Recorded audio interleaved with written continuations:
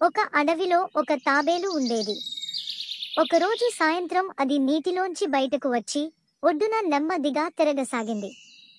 ఇంతలో అక్కడకు వచ్చిందో నక్క. దాన్ని చూసి నీటిలోకి వెళ్ళిపోవాలనుకుంది తాబేలు. కాని అంతలో నక్క దాన్ని చూడనే చూసింది. వెంటనే తాబేలు కాళ్ళు తల ఉపాయం లోపలికి లాక్కుని కదలకుండా ఉండిపోయింది. నక్క దాని దగ్గరకు వచ్చి పట్టుకుని చూసింది. పైన డొప్ప గట్టిగా తగిలింది. తాబేలును తిరగేసి మూతిని దగ్గరగా పెట్టింది. ఇలా నక్క తనని పరీక్షిస్తున్నంతసేపు తాబేలు ప్రాణాలు అరచేతిలో పెట్టుకుని ఊపిరి బిగబట్టి కూర్చుంది. ఇంతలో దానికో ఉపాయం తట్టింది.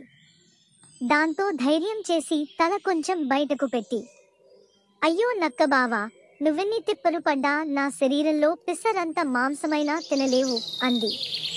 ఎందుకలా అన్నదో అర్థం కాక నక్క అయోమయంగా చూసింది. తాబేలు మళ్ళీ, నా శరీరం తీరే అంత నక్క బావా, నీటిలోంచి పైకి రాగానే గాలి తగిలి గట్టిపడిపోతాను. మళ్ళీ నీళ్లు తగిలాయనుకో, వెంటనే మెత్తబడతాను. అందుకే నువ్వు నన్ను కాసేపు ఆ నీటిలో నానబెట్టు, ఆ తర్వాత కడుపారా తినొచ్చు అని చెప్పింది. అసలే జిత్తుల మారి నక్క మహా తెలివైంది కదా. అందుకే తాబేలు మాటలు నమ్మనట్టుగానే తల ఊపింది. తాబేలును నీళ్లలో ఉంచి పారిపోకుండా కాలితో నొక్కి పట్టింది.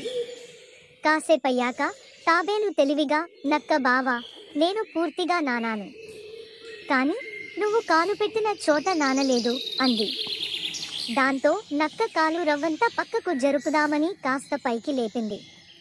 అందుకోసమే కాచుకుని ఉన్న తాబేలు బతుకు జీవుడా అనుకుంటూ చటుక్కున నీటిలోకి జారుకుంది. ఈ కథలో తాబేలు తన తెలివితో నక్కని మోసం చేసి తన ప్రాణాలను రక్షించుకుంది.